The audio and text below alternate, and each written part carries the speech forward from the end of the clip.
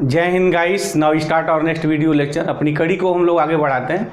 इसके पहले हम लोगों ने वेक्टर क्या होता है, कैसे वेक्टर को हम रिप्रेजेंट करते हैं, स्केलर क्या है, क्वांटिटी क्या है, ये सब सारी चीज़ों को हम लोगों ने एनालिसिस की। अब अपनी उस कड़ी को हम लोग आगे बढ़ाते हैं। तो चलते हैं वेक्टर रिप्रेजेंटेशंस में। एक बात हमने कहा था कि वेक्टर इज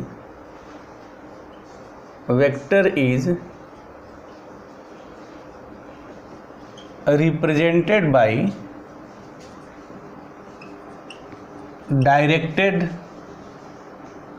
line segment। अब इस चीज़ को थोड़ा हम एक प्रैक्टिकल एग्जांपल से क्लियर करने देना चाह रहे हैं, ताकि देखने में आता है कि जो बिगिनर स्टूडेंट्स रहते हैं ना, इनके लिए बात थोड़ी प्रॉब्लम में आ जाती है। तो अगर ये चीज़ क्लियर है तो जो वेक्टर का रिप्रेजेंटेशंस होगा वो हैव नो एनी प्रॉब्लम, समझने में कोई प्रॉब्लम नहीं होगी। तो चलते हैं, पहले उस चीज़ को हम क्लियर करते हैं। जैसे हमने डायरेक्शंस ले लिया, ये नॉर्थ हो गया, ये साउथ हो गया, ये ईस्ट हो गया, ये वेस्ट हो गया।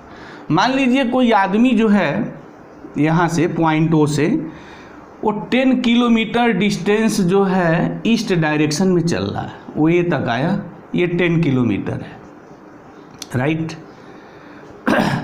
तो ओए जो डिस्टेंस हुई मेरी वो हो गई कितनी, 10 किलोमीटर। अगर हम डिस्प्लेसमेंट लिखें तो डिस्प्लेसमेंट कैसे लिखेंगे, डिस्प्लेसमेंट इज इक्वल टू ये लिखेंगे। यहाँ एक इसके पहले के वीडियो लेक्चर में बताया था कि जो भी वेक्टर क्वांटिटी का रिप्रेजेंटेशंस करना है उसको हम ऐसे लिखेंगे, उसके बाद एरो लगा देते हैं। अब अगर इसको मुझे लिखना है तो लिखेंगे कैसे, ये 10 किलोमीटर तो लिखेंगे, अब यहाँ लिख देंगे ईस्ट डायरेक्शन, क्योंकि डिस्प्लेसमेंट में दोनों बातें आएंगी, एक तो मैग्नीट्यूड आएगा और मैग्नीट्यूड के साथ साथ डायरेक्शन आएगा कि डायरेक्शन क्या है। तो अब ये जो डिस्टेंस है दिस इज द डिस्प्लेसमेंट। ये जो 10 किलोमीटर है इसका ये मैग्नीट्यूड हो गया और ईस्ट जो हो गया मेरा डायरेक्शन हो गया। अच्छा, जो रिप्रेजेंटेशन से यहाँ लिखा है डायरेक्टेड लाइन सेगमेंट, मीनिंग क्या है कि वेक्टर ऑलवेज रिप्रेजेंटेड बाय ये लाइन सेगमेंट। तो लाइन सेगमेंट का मतलब हो गया कि फाइनाइट लेंथ। तो फाइनाइट लेंथ का जब भी रिप्रेजेंटेशन आप करें तो हमेशा यहाँ पे एक डॉट बना दें, तो ये फाइनाइट लाइन सेगमेंट का सिंबल होता है। लेकिन जब आप यहाँ डॉट बना के ऐसे छोड़ देंगे तो ये रेज का सिंबल होता है। ये तो स्कूल स्तर से बातें समझ में आती हैं, लेकिन अगर चीज़ें भूल गया है तो एक बार उसको मैं याद धरा दूँ। अच्छा, जब दोनों ओर आप ऐसे एरो दे देते हैं तो this is the line, right. मतलब कि इसका जो एक्सपेंशन है, जो विस्तार है, -∞ टू +∞ है। This is the representation of the rays. एक पॉइंट से रेज निकल रही है, इनफाइनाइट तक जा रही है, but this is the finite length. इसको फाइनाइट लेंथ की जो लाइन है उसको हम लोग लाइन सेगमेंट कहते हैं। तो लाइन सेगमेंट की मीनिंग यही हो गई कि जो वेक्टर होगा उसका मैग्नीट्यूड होगा और मैग्नीट्यूड की जो वैल्यू होगी वो लाइन सेगमेंट से डिनोट होगी। अच्छा, जो डायरेक्शन होगा, यहाँ बात तो डायरेक्टेड आ गई है, दिस इज द डायरेक्शन। अच्छा, अब एक बात यहाँ और होती है, जैसे अब यहाँ बात हम यही लिख दें, ए ओ हो गया, ए हो गया, दिस हो गया। अच्छा, एरो यहाँ लगाएं, एरो यहाँ लगाएं, कोई बात नहीं है, बट जो मेरी आदत रही है एरो लगाने की, थोड़ा मैं यहाँ लगाता हूँ। अगर आप यहाँ लगा देते हैं तो कोई फर्क नहीं पड़ता है, हो गई बातें। तो O A, this is the represented the A vector here. अच्छा, मान लीजिए वेक्टर हमारा यही है कि ये 10 किलोमीटर ईस्ट डायरेक्शन में, तो यहाँ जो 10 किलोमीटर है ये लेंथ हो गया और ये जो डायरेक्शन हमने दिया है तो this is the direction of the vector. अब यहाँ ओ को हमने इसके पहले बात बताया था कि जो ओ जो पॉइंट है इसको हम लोग इनिशियल कहते हैं और इसको हम लोग टर्मिनेटेड कहते हैं या टर्मिनल भी कहते हैं। जहाँ वो लास्ट हो जाए, टर्मिनेटेड हो जाए, फिनिश हो जाए, तो इस एरो का जो पॉइंट है, मतलब ये जो लास्ट पॉइंट है, कहने की मीनिंग ये जो पॉइंट है उसको हम लोग टर्मिनल पॉइंट कहते हैं, और जो स्टार्टिंग पॉइंट मैं खींचता हूँ वो मेरा इनिशियल पॉइंट हो गया। तो ये तो हो गया मेरा वेक्टर रिप्रेजेंटेशंस का। हम लोग वेक्टर का रिप्रेजेंटेशन ऐसे ही करते हैं, एक फाइनाइट लेंथ की लाइन खींच लेते हैं और एक डायरेक्शन दे देते हैं, तो this is the complete representation of the vector. अब इसके बाद हम लोग पढ़ेंगे कि वेक्टर कितने तरीके के होते हैं, टाइप्स ऑफ द वेक्टर, वो वेक्टर्स क्या हैं, कैसे उसको हम लोग रिप्रेजेंट करेंगे, कैसे उसे हम डिफाइंड करेंगे, और ये भी बड़ी वेक्टर की दुनिया में जो है इम्पॉर्टेंट टूल्स हैं। तो चलते हैं, now let us define here कि types of the vector. Vector कितने तरीके के होते हैं, उसमें जो पहला नाम आता है वो है जीरो वेक्टर और नल वेक्टर। उसके बाद है हमारा यूनिट वेक्टर है, उसके बाद हमारे जो हैं पैरेलल वेक्टर्स हैं, लाइक वेक्टर्स हैं, अनलाइक वेक्टर्स हैं, कोलिनियर वेक्टर हैं, इक्वल वेक्टर हैं। तो चलते हैं, डिफाइन करते हैं। Now let us define here. तो यह हमारा हो गया types of vector, types of vectors. तो पहला हमारा जो हो गया first null vectors. Null vector, इसको हम लोग जीरो वेक्टर भी बोलते हैं। यस अच्छा, इसकी डिफिनीशन क्या है? How can you define the null vector और जीरो वेक्टर? जीरो वेक्टर का कंसेप्ट यहाँ क्या है? जैसे मैं जीरो लिखता हूँ तो ऑर्डिनरी जो हमारा नंबर सिस्टम है उसमें इस जीरो का मतलब क्या है कि this is the zero real number, और मतलब कोई भी क्वांटिटी है जिसका मैग्नीट्यूड हमारा जीरो है तो this is the zero year. लेकिन यहाँ जीरो वेक्टर का कंसेप्ट क्या होगा? क्योंकि जब भी हम वेक्टर डिफाइंड करेंगे तो उसमें दो बातें आ जाएंगी, एक तो मैग्नीट्यूड आ जाएगा और एक डायरेक्शन आ जाएगा। तो मैग्नीट्यूड तो जीरो हो गया, कोई बात नहीं, यस वेरी गुड। अब जीरो वेक्टर का डायरेक्शन क्या होगा, ये मेरा अच्छा प्रश्न है। इसको हम लोग कैसे समझेंगे? तो now let us define here. पहले मैं डिफाइन कर दूं नल वेक्टर्स क्या होता है। तो सीधा सपाट बात हो गई ना कि ये vector having zero magnitude, a vector having zero magnitude is called zero vector और null vector. A vector having zero magnitude and साथ साथ वो भी डिफाइंड कर दें डायरेक्शन भी ना, क्योंकि डायरेक्शन भी तो यहाँ सबसे इम्पॉर्टेंट चीज़ वही है। Direction is a very important things. तो जीरो वेक्टर्स की तो बात हो गई ना कि वो वेक्टर्स जिसका मैग्नीट्यूड जीरो है, एंड ये बात आनी चाहिए, and this is the very important things, and direction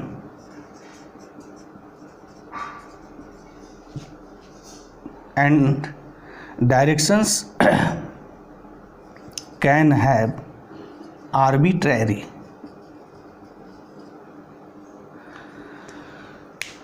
and its direction can have arbitrary is called what?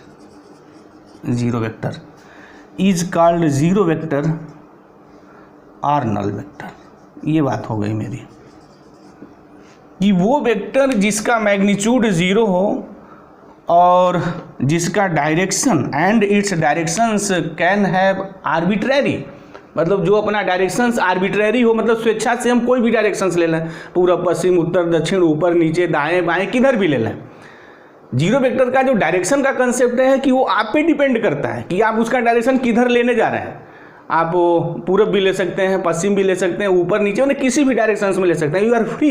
इसी तो लिखा गया है can have and its direction, मतलब जीरो वेक्टर का जो डायरेक्शन होता है कैन हैव आर्बिट्ररी, वो आर्बिट्ररी होता है।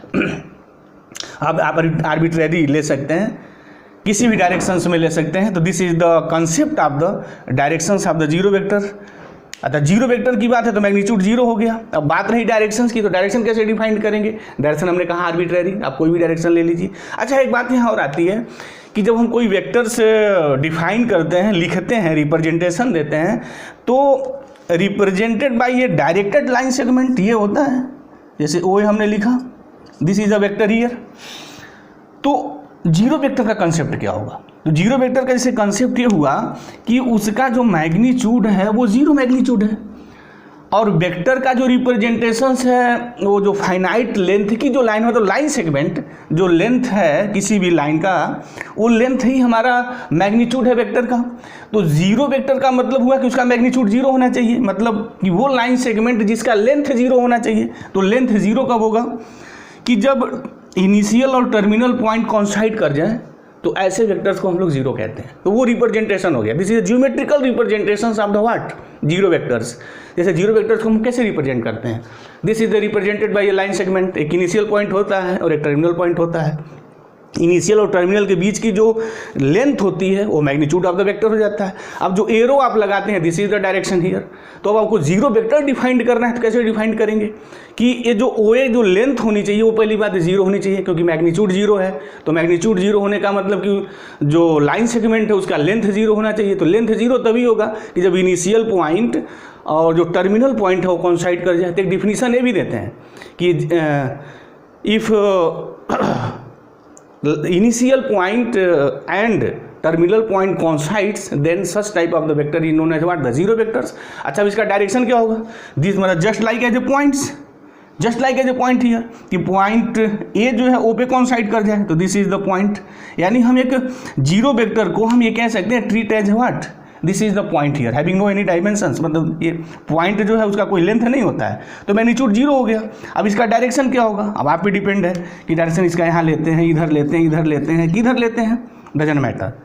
तो मुझे उम्मीद है कि जो नल वेक्टर का जो कंसेप्ट रहा है this is the clear here, इसमें कोई डाउट नहीं रहा होगा कि हम नल वेक्टर किसे कहेंगे, जीरो वेक्टर किसे कहेंगे।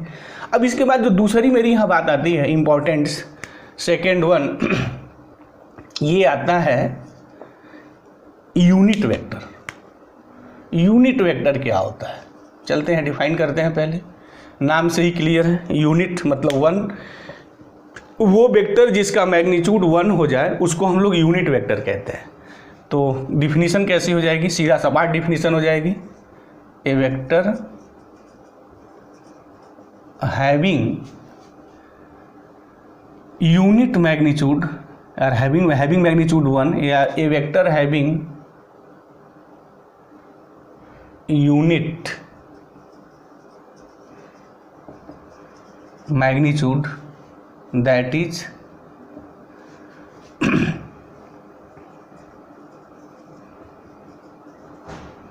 Magnitude is one. Magnitude one हो जाए, किसी भी वेक्टर का मैग्नीट्यूड वन हो जाता है, that is magnitude is one, is called unit vector. ये वेक्टर हैविंग यूनिट मैग्नीट्यूड, मतलब उसका मैग्नीट्यूड वन हो जाए, एक हो जाए, तो ऐसे वेक्टर को हम लोग यूनिट मैग्नीट्यूड यूनिट वेक्टर कहते हैं। अब क्वेश्चन ये होगा कि इसका डायरेक्शन क्या होगा? What is the direction of the unit vector? तो यूनिट वेक्टर का डायरेक्शंस का जो कंसेप्ट है वो ये है ना, जैसे किसी वेक्टर्स की बात आप करने जा रहे हैं तो इसको थोड़ा एक हम प्रैक्टिकल एग्जाम्पल से बात समझाएं तो और क्लियर हो जाएगी। चलते हैं वही पुराना अपना एग्जाम्पल एक ले लेते हैं, सीधा सपाट वाला। ये नॉर्थ हो गया, ये साउथ, ये ईस्ट, वही है। मैं डिस्प्लेसमेंट ले रहा हूँ, ये ओ ए इज इक्वल टू 10 किलोमीटर। अच्छा, अगर 10 किलोमीटर लिखेंगे तो बात अधूरी रह जाएगी, जब या तो 10 लिख के छोड़ दीजिए, बात उसमें सब कुछ हो जाए। तो यहाँ ईस्ट हमने लिख दिया। अब ये कंप्लीट नॉलेज हो गया वेक्टर का। तो this is the displacement, 10 kilometre है तो डिस्टेंस हो जाएगा, केवल मैग्नीट्यूड अगर लिखेंगे तो डिस्टेंस, डायरेक्शन लिखेंगे तो डिस्प्लेसमेंट, ठीक है, वो तो बात यस। अब मुझे यहाँ यूनिट वेक्टर की बात करनी है। तो यूनिट वेक्टर का मतलब क्या होगा कि जिस डायरेक्शन में आपको यूनिट वेक्टर बात करनी है ना, उसका जो लाइन सेगमेंट जो रिप्रेजेंटेशन है वेक्टर का, वन ले लीजिए। अगर किलोमीटर में है तो 1 किलोमीटर हो जाएगा, सेंटीमीटर में है तो 1 सेंटीमीटर हो जाएगा, राइट। अगर मीटर में आप बात करने जा रहे हैं, लेंथ को आप मीटर में लिख रहे हैं, तो 1 मीटर जो होगा वो मेरा यूनिट वेक्टर हो जाएगा। अच्छा, डायरेक्शन, जो भी डायरेक्शन आपको कहना है।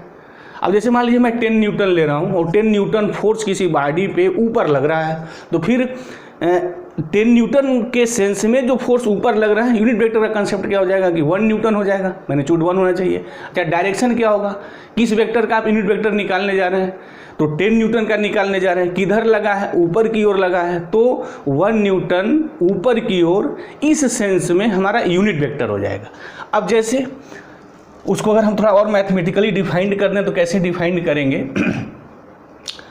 If A B any vector, if A, और लिसनर्स जो इस चीज़ को सीरियसली वॉच कर रहे हैं उसका ये नोट बना लें, this is a very important thing जो मैं लिखने जा रहा हूँ। If A is any vector, लेकिन ये ज़ीरो नहीं होना चाहिए, ये ध्यान में रहना चाहिए। एनी वेक्टर का मतलब कोई क्वेश्चन एराइज कर सकता है कि क्या वो जीरो वेक्टर भी है क्या, नहीं। इफ, तो ऐसे लिख लें, if A is any non zero vector, ये होना चाहिए ना, non zero vector, then unit vector in direction of vector A is denoted by A cap. This is the symbol is the cap, and it is defined as A cap is equal to vector A लिखिए और इसके माड से divide कर दीजिए, तो जो भी होगा वो इस वेक्टर का यूनिट वेक्टर निकल जाएगा। अब जैसे मेरा यही एग्जाम्पल था, हमने लिखा था 10 किलोमीटर ईस्ट, अगर इसका रिप्रेजेंटेशंस हम वेक्टर ए लिखें, ए इज इक्वल टू 10 किलोमीटर और ई लिख दिया, मतलब ईस्ट डायरेक्शंस में डिस्प्लेसमेंट 10 किलोमीटर हुआ है ईस्ट डायरेक्शन में। तो अगर ए कैप मुझे निकालना होगा तो क्या होगा, अभी जैसे हमने बात की 10 किलोमीटर ईस्ट है, तो यूनिट वेक्टर का मतलब कि वो वेक्टर जिसका मैग्नीट्यूड 1 हो, और जो जिस वेक्टर के लिए आप यूनिट वेक्टर निकालने जा रहे हैं उसकी वैल्यू पता होनी चाहिए, मतलब उस डायरेक्शन में मैग्नीट्यूड 1 लिख दीजिए, उसका जो डायरेक्शन हो डायरेक्शन लिख दीजिए, यूनिट वेक्टर हो जाएगा। जैसे हमें इस वेक्टर का यूनिट वेक्टर लिखना है तो कैसे लिखेंगे, cap is equal to 1 by definitions, पहले वेक्टर ए लिखा उसके बाद माड ऑफ ए, तो वेक्टर ए का मतलब हो गया 10 किलोमीटर ईस्ट लिख दिया, अपन माड ऑफ ए का मतलब क्या है कि जो वेक्टर है उसका माड लिखना है, माड का मतलब उसकी मैग्नीट्यूड लिखनी है, उसकी वैल्यू लिखनी है, डायरेक्शन नहीं लिखना है बस। तो इस वेक्टर का मैग्नीट्यूड कितना है 10 किलोमीटर, चलिए 10 किलोमीटर लिख दिया, तो कितना आया हमारा माड ऑफ ए 10, ठीक है। तो A cap is equal to what, तो ए कैप की वैल्यू आ जाएगी 1 किलोमीटर और ये मेरा ईस्ट हो जाएगा दिस। तो मीनिंग ये हो गई कि इस वेक्टर का ये यूनिट वेक्टर है। तो एक तो बात कंसेप्ट बिल्कुल क्लियर हो गई होगी बड़े अच्छे ढंग से कि यूनिट वेक्टर जब आप निकालेंगे ना तो किसी वेक्टर के रिलेटिव निकालेंगे, वैसे यूनिट वेक्टर कोई कंसेप्ट नहीं है, बस सीधा साधा कंसेप्ट है कि उसका मैग्नीट्यूड 1 होना चाहिए। लेकिन जब डायरेक्शंस की बात आपको करनी होगी ना तो किसी वेक्टर को पहले डिफाइंड करना होगा कि किस वेक्टर के सेंस में आप यूनिट वेक्टर की बात करने जा रहे हैं। जैसे अभी हमने यहाँ लिखा तो 1 किलोमीटर ये जो हुआ ना 1 किलोमीटर ईस्ट, इस वेक्टर का मेरा यूनिट वेक्टर हो गया। अब जैसे मान लीजिए कि डिस्प्लेसमेंट 10 किलोमीटर नॉर्थ हुआ है तो फिर यूनिट वेक्टर क्या हो जाएगा इसका 1 किलोमीटर नॉर्थ हो जाएगा, this is the unit vector. अच्छा मान लीजिए अगर मैं डिस्टेंस को मीटर में निकालना हूँ तो वहाँ 1 मीटर नॉर्थ ईस्ट और साउथ हो जाएगा, जो भी बात होगी। तो कहने का हमारा मतलब है कि जब भी हम यूनिट वेक्टर की बात करेंगे तो उसका मैग्नीट्यूड तो 1 होगा, already this concept is the clear here. फिर उसके बाद क्या होगा कि जिस वेक्टर का मुझे यूनिट वेक्टर निकालना होगा ना उसका डायरेक्शन देखना पड़ता है, इसलिए हमने यहाँ इसका डायरेक्शन नहीं डिफाइन किया है कि, लेकिन यहाँ जीरो वेक्टर्स में क्या डायरेक्शन कंसेप्ट क्या है वो आप पे डिपेंड करता है, आप लेने क्या जा रहे हैं। बट यूनिट वेक्टर में डायरेक्शन आप पे डिपेंड नहीं करता है, क्योंकि किसी वेक्टर के करस्पॉन्डिंग आप यूनिट वेक्टर की बात निकालने जाते हैं। अगर कोई वेक्टर न दिया हो तो यूनिट वेक्टर कोई कंसेप्ट नहीं होता है, बट जीरो वेक्टर का है ऑलवेज कंसेप्ट हियर कि जीरो वेक्टर इसका मैग्नीट्यूड 0 है और डायरेक्शन डिपेंडिंग अपॉन यू, आप पे डिपेंड है किधर आप लेने जा रहे हैं। लेकिन यूनिट वेक्टर का क्या है, मैग्नीट्यूड तो 1 है, this is the fix, but direction भी फिक्स है यहाँ, क्योंकि जो यूनिट वेक्टर निकालने जा रहे हैं ना किसी वेक्टर के करस्पॉन्डिंग निकालने जा रहे हैं। तो मुझे उम्मीद है कि जो यूनिट वेक्टर का और ये नल वेक्टर का जो लफड़ा रहता है स्टूडेंट के दिमाग में बहुत, मुझे उम्मीद है ये तो बिल्कुल क्लियर हो गया होगा। अगर उनको कोई डाउट है तो कमेंट बॉक्स में जाएं, वो कमेंट लिखें, फिर भी उनकी बात को हम क्लियर करेंगे। अब इसके बाद एक और आता है, बड़ा स्ट्रांग टूल्स है वेक्टर्स की दुनिया में, जो वर्ड्स हैं जिनको समझना है और इन वर्ड्स पे तो गेम खेले जाते हैं भाई। वो वर्ड्स हमारा ये है कि पैरेलल वेक्टर्स क्या होते हैं, what is the concept of the parallel vectors. तो पैरेलल वेक्टर्स को हम लोग डिफाइन करते हैं, पैरेलल वेक्टर्स। यहाँ पैरेलल वेक्टर्स की मीनिंग ये होती है कि 2 या 2 से अधिक वेक्टर्स को पैरेलल कहा जाएगा यदि सभी उन वेक्टरों का डायरेक्शन एक हो जाए या उनका डायरेक्शन अपोजिट हो जाए। डायरेक्शन अपोजिट का मतलब क्या होगा, अभी हमने कहा कि मैं वेक्टर्स को डायरेक्टेड लाइन सेगमेंट से डिनोट करते हैं, और 2 लाइनों के बीच में जो एंगल का कंसेप्ट है वो स्कूल स्तर से स्टूडेंट मेरे 6, 7, 8 से सीखते चले आ रहे हैं ज्योमेट्री में। तो जब भी वेक्टर खींचेंगे तो लाइन सेगमेंट हम ड्रा करेंगे ही। तो अगर किन्हीं 2 वेक्टरों के बीच जो आप लाइन खींच रहे हैं उनके बीच एंगल 0 हो जाए या उनके बीच एंगल 180 हो जाए तो ये जो 0 और 180 का जो कंसेप्ट है ना एंगल का वेक्टरों के बीच में, ये पैरेलल वेक्टर का कंसेप्ट देता है। यानी पैरेलल वेक्टर आप किसे कहेंगे? उन वेक्टरों को कहेंगे जिनके डायरेक्शंस क्या हैं, एक है या अपोजिट है। These are all known as what? Parallel vectors. तो कैसे डिफाइन करेंगे पैरेलल वेक्टर्स?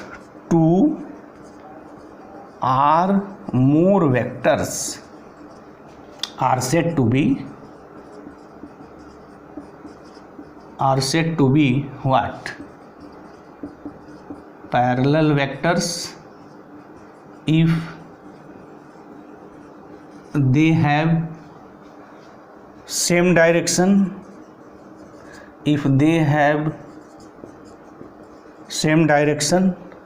डायरेक्शन एक हो, they have same direction or opposite direction, ये बात हो, तो उनको हम लोग क्या कहेंगे? पैरेलल वेक्टर्स कहेंगे। अच्छा, अगर इनका मैं ज्योमेट्रिकली रिप्रेजेंटेशंस दूं तो एक लाइन सेगमेंट बना लिया, अब यहाँ डॉट करना होगा, बताया था। मान लीजिए हमारा ये ओ है और ए है, एक वेक्टर ए हो गया। दूसरा ऐसा आप वेक्टर खींचेंगे, मान लीजिए आपने सी और डी खींचा है। अच्छा, हम बिगिनर स्टूडेंट को यहाँ बार बार ये एडवाइस देंगे कि हाँ वो डॉट बनाएंगे, जब भी वेक्टर रिप्रेजेंट्स करेंगे अपनी आदत बना लेंगे, आदत बनी रहेगी तो अच्छी रहेगी, भूलने की गलती नहीं होती है। तो एकेडमिक में तो बड़ा माने रखता है ना भाई, बट कंपटीशन में तो क्या करना, वहाँ तो क्वेश्चन लगाना, वहाँ थोड़ी रिप्रेजेंट देना है। बट जब थ्योरेटिकली चीज़ें होती तो वहाँ इंपॉर्टेंस रखता था, क्योंकि वहाँ एक एक चीज़ को चेक किया जाता था। बहरहाल आप आदत बना लेंगे तो अच्छा रहेगा। तो सी डी हो गया दूसरा वेक्टर्स, ये रिप्रेजेंटेशन हो गया। अच्छा, ये पैरेलल कब होंगे? जब दोनों का डायरेक्शन एक हो जाए, सेम हो जाए, या इनके बीच एंगल 0 हो जाए। अब जैसे ये ले लिया हमने, मान लीजिए पी एफ लिख दिया या पी क्यू लिख दिया कोई वेक्टर, दिस ये हो गया। एक वेक्टर हमने यहाँ एल एम लिख दिया, दिस ऐसे चलिए कर दिया, या चलिए यूं ही कर दिया, डायरेक्शन क्या फ़र्क पड़ता है। अब यहाँ अगर देखें कि इस वेक्टर और इस वेक्टर के साथ तो डायरेक्शन एक है, सेम है, दीज आर द पैरेलल, ये सभी पैरेलल है। थोड़ा इसको ऐसे कर दें ना, एक को तो उल्टा थोड़ा अपोजिट बना दें। चलिए अब देख रहे हैं कि इसका डायरेक्शन इसके डायरेक्शन को अपोजिट है, मतलब इन दोनों के बीच की जो एंगल होगी वो 180 है। तो ये these are all parallel vectors, मतलब सबके डायरेक्शन एक हो जाए, मतलब सभी पूरब की ओर लग जाए, सभी उत्तर की ओर लग जाए, सारे वेक्टर्स ऊपर लग जाए, उसमें कुछ वेक्टर नीचे भी लग जाए, मतलब या तो 0 डिग्री आ जाए दो वेक्टरों के बीच में, या 180 आ जाए। तो these are all the concept of what? Parallel vectors. ये पैरेलल वेक्टर्स होते हैं। तो पैरेलल वेक्टर्स में कोई ज़रूरी नहीं उनका मैग्नीट्यूड सेम हो, उनका डायरेक्शंस सेम होना चाहिए, या उनके बीच एंगल 180 होना चाहिए, या वो अपोजिट होने चाहिए। तो अगर 2 या 2 से ज़्यादा वेक्टर्स एक ही डायरेक्शंस में हो या अपोजिट हो, मतलब 180 डिग्री का कंसेप्ट हो, तो ऐसे वेक्टर्स को हम लोग पैरेलल वेक्टर्स कहते हैं। तो ये तो बात बिल्कुल क्लियर हो गई होगी, पैरेलल वेक्टर्स। उसके बाद आता है हम लोगों का लाइक एंड, ये भी बड़ी इंपॉर्टेंट वर्ड्स है, लाइक एंड अनलाइक वेक्टर्स। ये क्या होता है? Like and unlike vectors, two vectors, if two vectors और नहीं, यहाँ जो कंसेप्ट होता है ना पैरेलल होता है।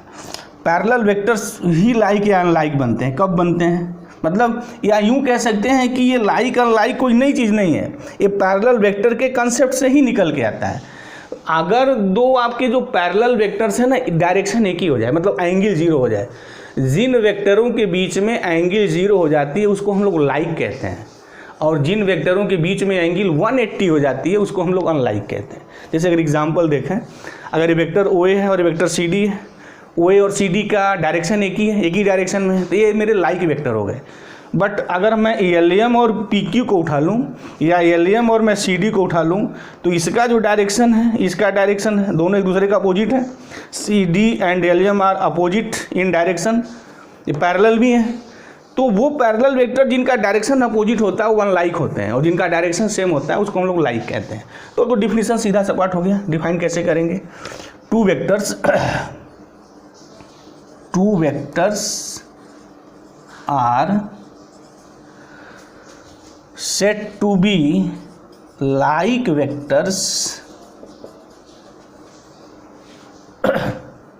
to, फिर वही बात, टू पैरेलल वेक्टर्स ना, ये लिखेंगे, कंसेप्ट ये होगा ना, two parallel vectors are said to be like vectors if they have same direction, एक ही डायरेक्शन हो जाए, यानी दो पैरेलल वेक्टर्स अगर एक ही डायरेक्शंस में हैं तो उसको हम लोग लाइक वेक्टर्स कहते हैं।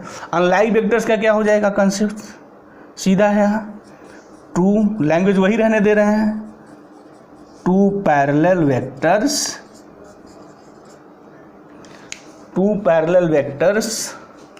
Are said to be unlike vectors if they have opposite in direction।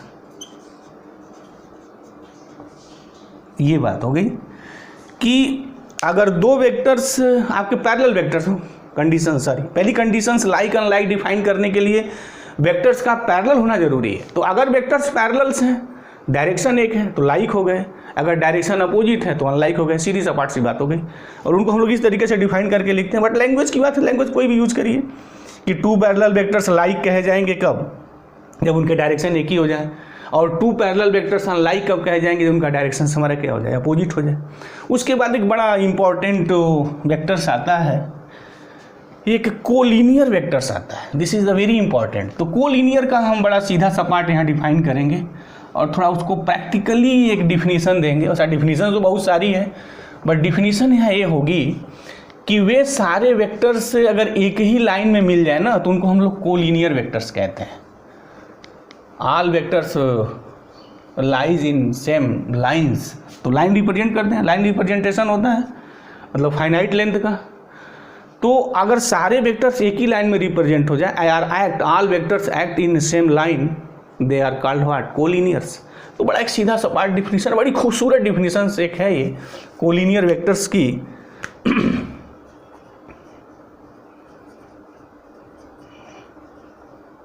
क्या डिफिनीशन है भाई कोलिनियर वेक्टर्स की, कि इफ ऑल वेक्टर्स, जो भी वेक्टर्स हों, if all vectors are act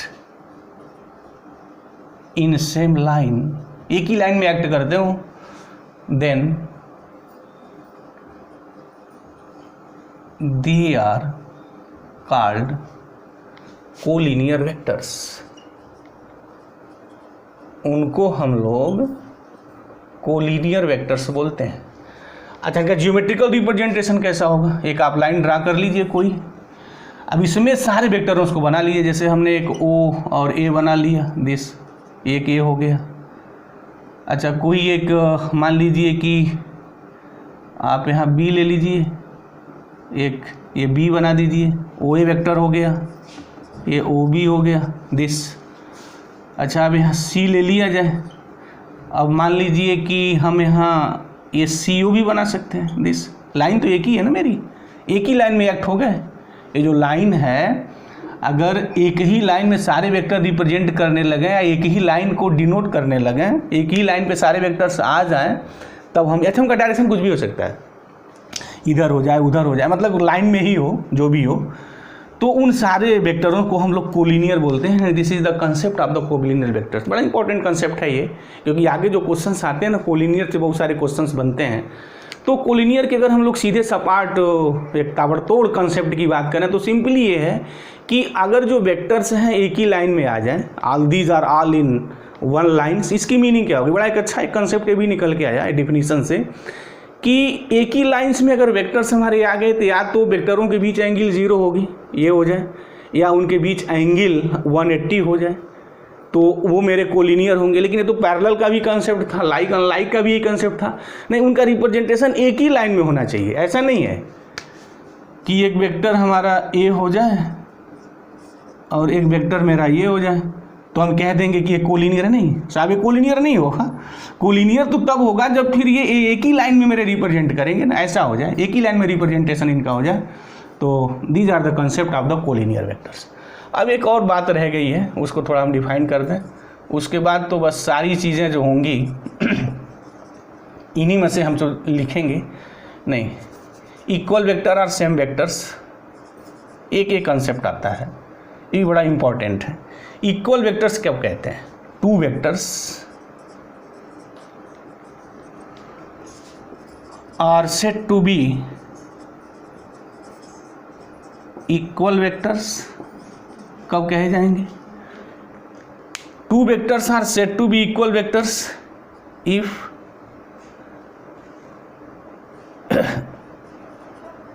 they have same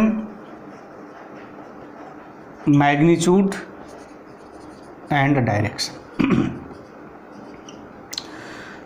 equal vector का मतलब क्या है कि अगर दो वेक्टर का मैग्नीट्यूड सेम हो, डायरेक्शन एक ही हो, तो उनको हम लोग इक्वल वेक्टर्स कहते हैं। तो इक्वल की बात तो ही होगी ना। इक्वल का मतलब होता है कि सब चीज़ उसकी सेम हो जाए। तो वेक्टर्स में दो बात आती है, एक तो मैग्नीट्यूड आता है, एक डायरेक्शन आता है। और वेक्टर को सेम करना है तो सेम तभी होगा जब उसका डायरेक्शन भी सेम हो जाए और मैग्नीट्यूड भी सेम हो जाए। अगर सेम हो जाता है तो ऐसे वेक्टर्स को हम लोग इक्वल वेक्टर्स कहते हैं। नाम से ही क्लियर है कि इक्वल हो। तो वेक्टर में दो चीज़ आएगी, दोनों चीज़ इक्वल होनी चाहिए, मतलब मैग्नीट्यूड भी सेम होना चाहिए, डायरेक्शन भी सेम होना चाहिए। तो ऐसे वेक्टर्स को हम लोग इक्वल वेक्टर्स कहते हैं। तो मुझे उम्मीद है कि जो टाइप्स ऑफ वेक्टर्स का जो चीज़ चली है वो बात बिल्कुल क्लियर हो गई होगी। अगर कोई डाउट है कमेंट बॉक्स में जाइए, कमेंट करिए, हम उसका जवाब देंगे। तो thank you very much guys, जय हिंद।